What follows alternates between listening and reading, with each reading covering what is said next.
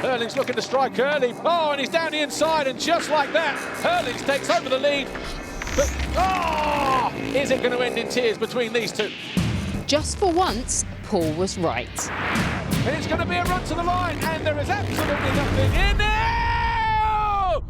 Oh, it ends in tears. Bikes and bodies in the track. While Jorge sat out race 2, a battered and bruised Bullet carried on. Trying to force the issue, and he may just find his way up the inside, and he does. This is where he made the move in race 1, exactly the same move in race 2, and Geiser leads for the first time. Geiser, Hurlings and Febvre are now separated by just 8 points with 7 GPs to go. Meanwhile, in MX2, Tom Vial was having a great day until he wasn't. The defending champion was docked 2 places in race 2 for disrespecting a waved yellow, leaving Maxime Renaux to claim a retrospective 3rd GP win of the season and extend his championship lead, while René Hofer was on the podium for the very first time.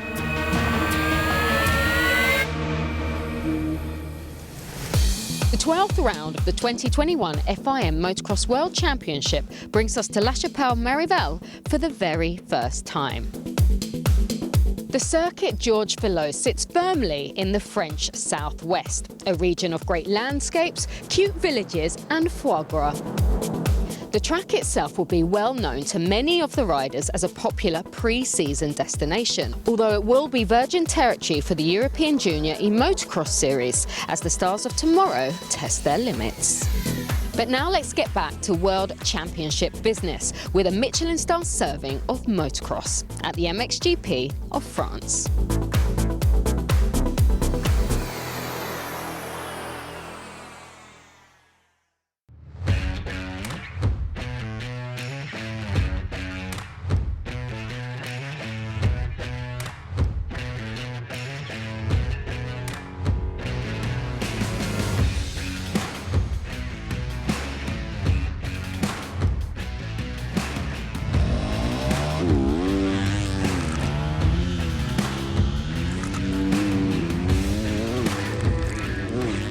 Monster Energy Yamaha factory MX2 rider Maxime Renaux takes us for a lap around La Chapelle. It's a downhill start straight, quick left right over the Fox hole shot line, and before you know it, we're here, dropping downhill into turn 4.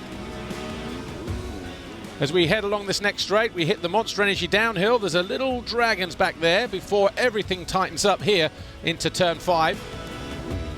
A short straight uphill into a 180 left. That's turn 6. You can see how the ruts are going to form for race day. Off cambered through turn 7, tightening up into turn 8, and then we hit this wave section heading back uphill, big giant rolling waves, but at the end of the straight it tightens up again into another 180 left around about now. Hard base beneath the wheels of the bikes as they get on the gas there. Small tabletop, this fast sweeping right into the bitchy tabletop. Huge tabletop jump, probably the biggest on the racetrack. And then we go right through here as well, slightly off cambered on the exit. Back on the infield section, over the tabletop jump, and then doubling up into turn 12. Probably the slowest part of the racetrack, 2 little corners tied together. Outside it's flat. 3 waves there though, you can run your way through there, single, double, and then as you exit this turn, it falls away on the exit and you have a choice of inside or railing the bank around the outside here. Outside or a double onto the inside. If you double, you're probably going to be forced to go wide. Stepping up over the city jump, into the left-hander, over the Epone jump. This is going to be the run towards the finish line, through this right and then the left. The hard ground, very edgy. A few hard edge bumps, the Monster Energy finish line jump. And when we land, we go through the penultimate corner. This takes the riders down past pit lane. We go 90 degrees right where everything tightens up, then left. This is turn 1. We pass back over the Fox hole shot line to start another lap here in France.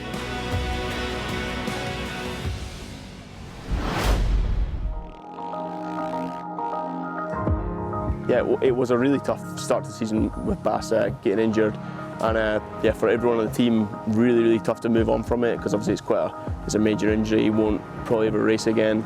and he's having to attend physical therapy and therapy to try and get mobility again. He is making improvements.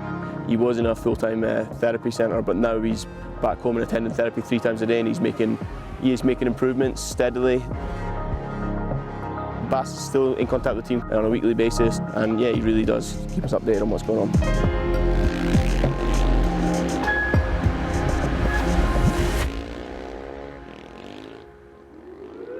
Unfortunately, Adam did pick up an injury last week in Germany. He broke a metacarpal in his hand. It's looking like, it's a broken bone, so it's going to be in between 4 to 6 weeks recovery time, so might make it back for the last rounds, might not. Adam improved this year and the speed was better this year.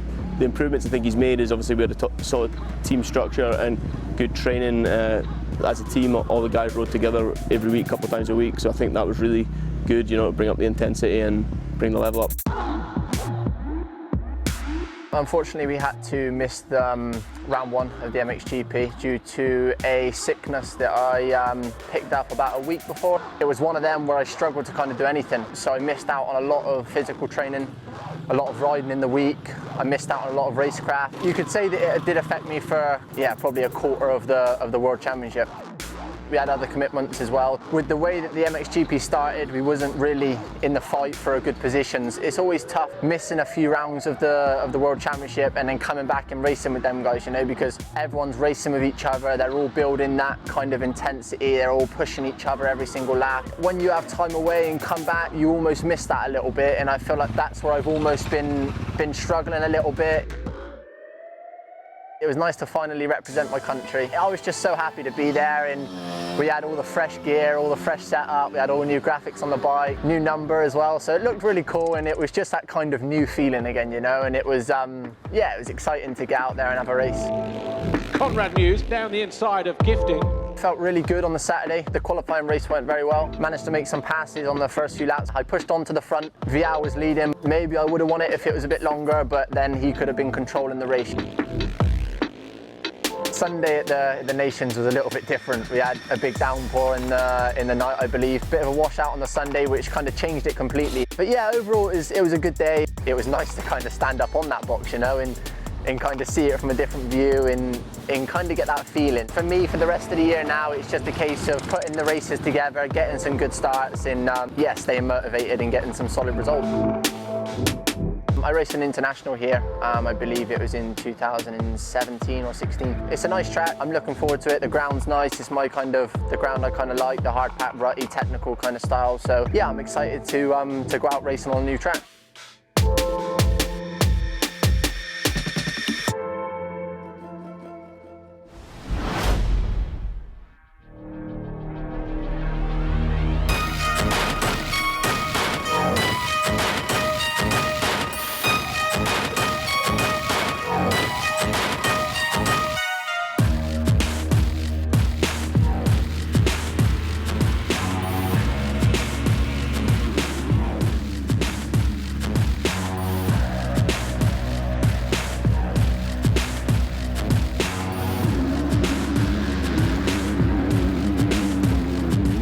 Rider down here, it's one of the Husqvarnas, Kai de Wolf.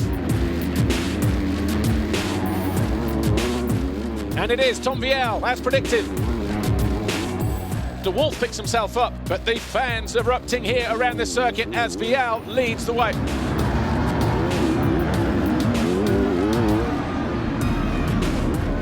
Geared second, Guadagnini third, Beaton fourth. Tricky moments on this opening lap. Renault in about 8th or 9th place.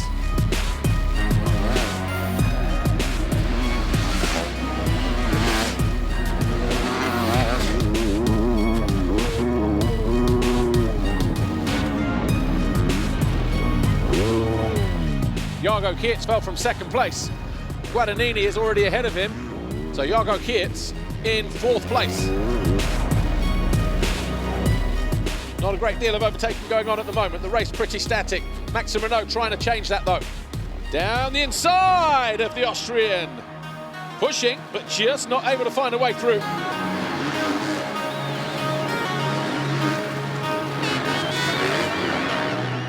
Oh, mistake there from Hoffer, and Renault goes through.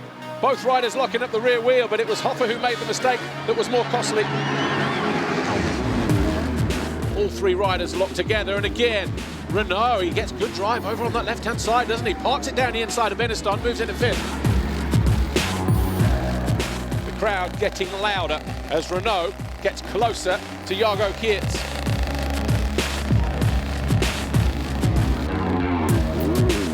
He's closer this time. Kietz once again tries to close down the door, and he muscles his way through. I thought we were going to have another tears moment there. Jed Beaton, a quiet ride in third for Rockstar Energy Husqvarna. He won't mind too much about that. Here's Guadagnini, second place for the 101. Tom Vial, the Red Bull KTM, has been immaculate, barely a speck of dirt on the rider in white. Rounds out the final couple of corners, up on the pegs, and it is a win in race one for the Red Bull KTM rider.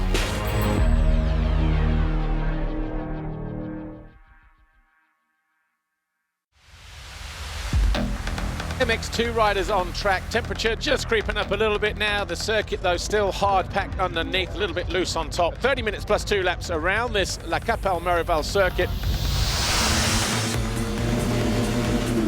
The first one was flag to flag for Tom Vial, who grabbed his 10th foxhole shot of the campaign.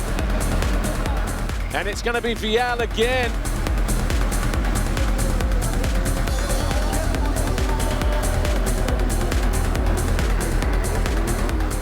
Beaton this time does go up the inside of Wilson Todd, who responds immediately. They almost touch wheels, and Beaton, he says, "G'day, mate."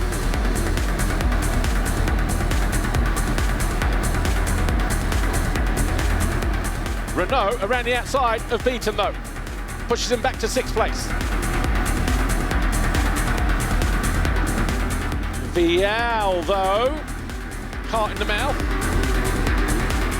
One little warning sign there for your race leader. Maxime Renault looking to try something different here. He'll react to what René Hoffer does in the next corner. If he goes inside, he'll probably go outside.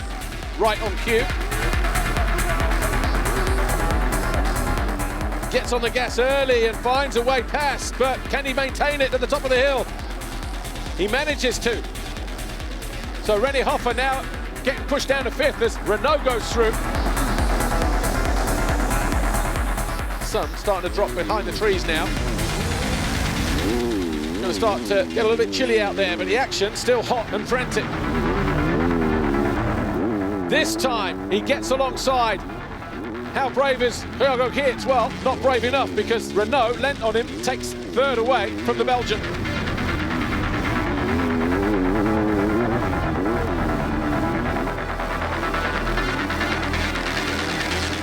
Very distinctive sound the Yamaha has over the KTM, and he does.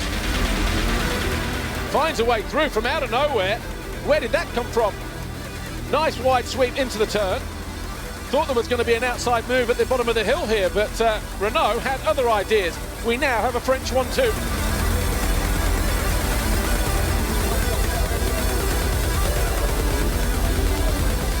The French are going to be euphoric as Vial takes one last look over his shoulder. He knows exactly how much time he's got to play with. Drops down through the trees. Tom Vial, victorious for the 9th time this year. He wins the French Grand Prix.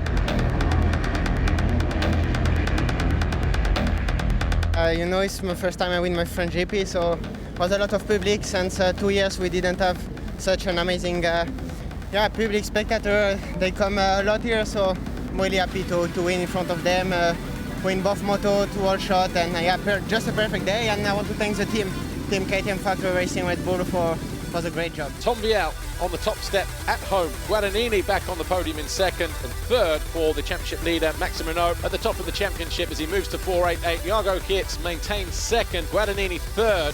Maxime Renault, Monster Energy Yamaha Factory MX2. Mattia Guadagnini 2nd overall, back on the podium since FIM. Tom Vial, the darling of the French crowd today though. Antonio Alia Portela, the FIM CMS director, handing the championship leader's red plate to Maxime Renault as he continues to lead the championship.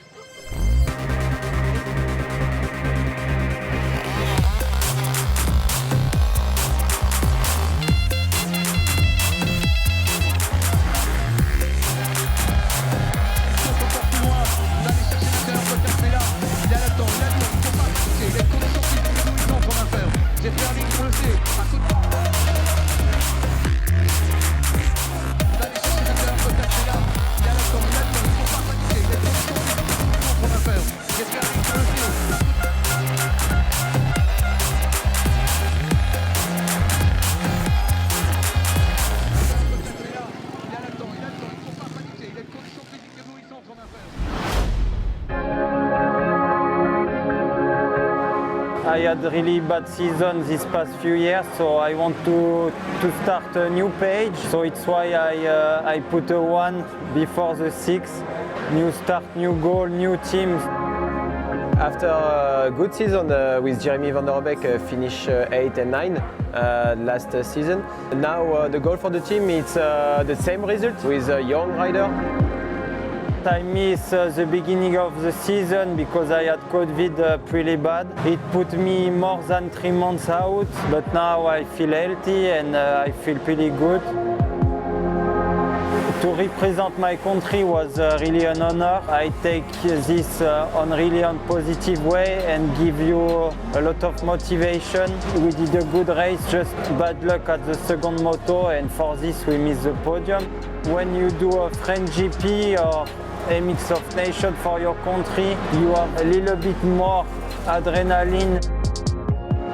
I'm really looking forward to ride in La Capelle because I really like the track. It's special track, really technical, and we are not really used to have this type of track in GP. I'm really excited to start tomorrow, and I will give my best to do a good result.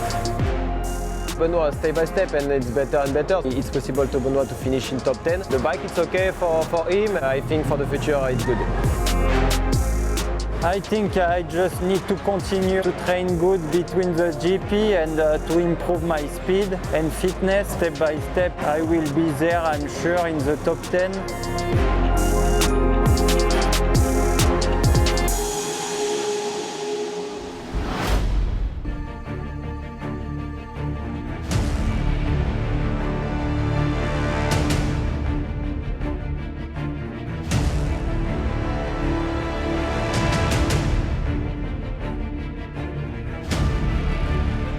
The atmosphere continues to build ahead of MXGP Race 1 here at La Capelle Marival.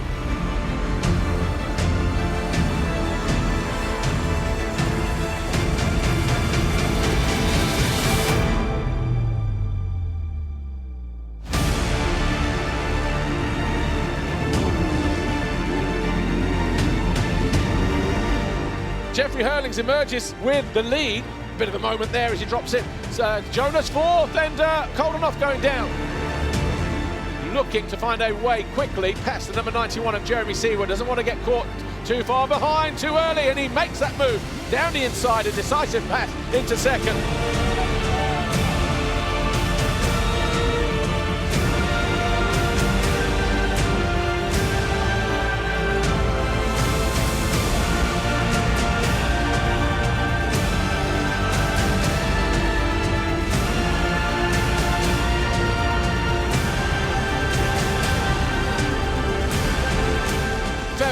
He gets down the inside, and he has made the move. The fans on their feet, they are absolutely going bananas.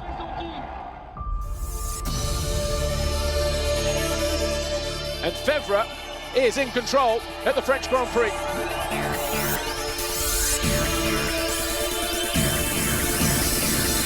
So get ready.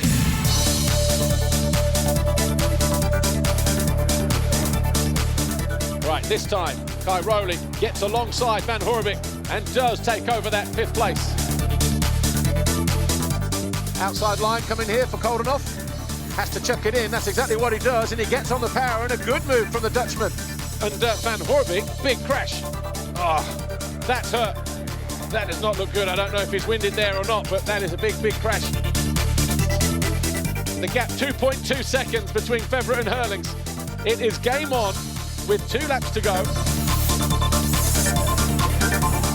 1:48.2 that time around compared to a 50.08 of Romain Fevre. He will need every ounce of this support if he's going to bring home the win and 25 points in this first race.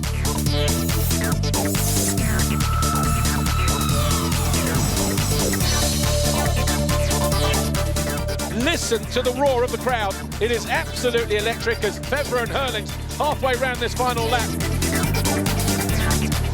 And Romain Fevre out of the final 2 corners here.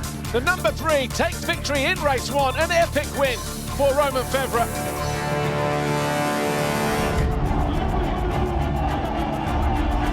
Good start, but make a couple of passes. I was maybe 4, and then quickly second behind Jeffrey. and I had a really good spot where I passed the guys also before. Then I tried to close the gap, but many enough I was not that close to make it happen. So I didn't show the line, and then when I was close to him, I did. And yeah, make a lead, but with the lap rider, it came really tough at the end.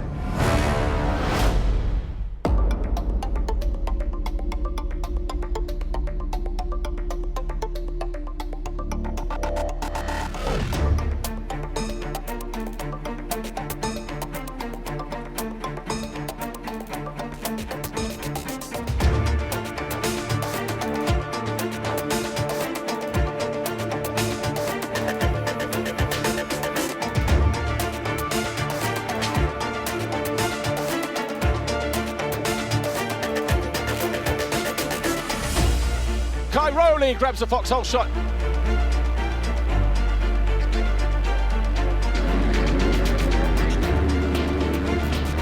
Hurling second, Febvre third. Mistake from Tony Rowley. Hurling's an early attack on his teammate who loses 2 positions.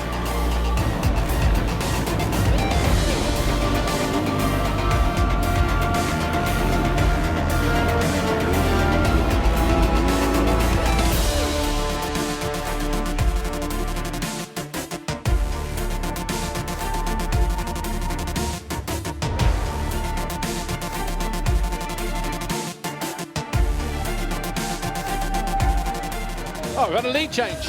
Romain Febvre has found his way past Jeffrey Hurlings. The place has erupted here. Febvre back on top. But is he just chipping away though? We saw this in the latter stages of race 1. He had something up his sleeve then. Has he got something up his sleeve now? It's now 1.7. We are game on. Trying to go even tighter. Will Febvre go tight to the inside here? Well, Hurlings won't give him the opportunity. He runs it down the inside of the Frenchman, takes over the lead on lap 16. Has Hurlings broken Febvre, and in the process broken about 20,000 French hearts as well. Here's Geiser, he's still in 4th place. He's got Kai Rowley right there ahead of him. This determines 3rd overall. TC stays where he is, then he's 3rd. Otherwise it's Geiser if he finds his way past the Italian. Oh, coming up into the corner here, this is Geiser on Kai Rowley. Kai Rowley knew the pass was coming. That was Geiser for 3rd. And Jeffrey Hurling, Grand Prix victory number 95. He does it here in France, and he does it with a win in race 2. Yeah, it was a good race again, a great start. I just shut off too early and Tony came around the outside, but I managed to pass him first lap. And then I was slowly starting to make a little gap, and then I made a mistake. And I went down. Luckily I didn't lose too much time, but went back to 2nd. And my glove was a bit of mud, so I had to clean it a bit the first 2 laps, and I got back in my rhythm, and I managed to close up to Romain. Passed him with 3 or 4 to go, and managed to get the win.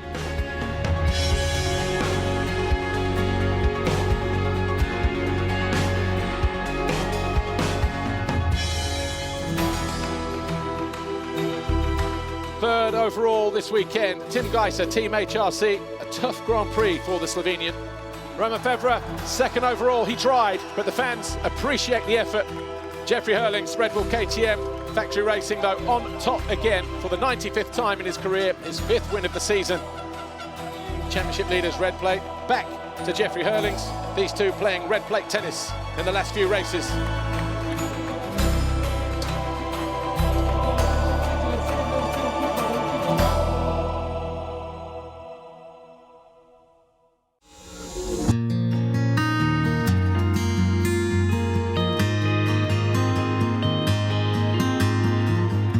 The capacity crowd here at La Capelle Marival have certainly had a grand day out.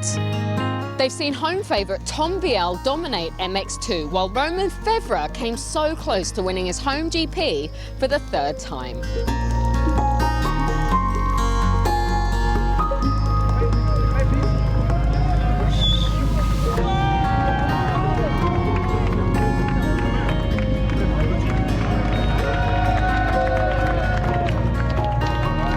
We'll now pack up and be back again next week in Xanadu Arroyo Molinos for the MXGP of Spain.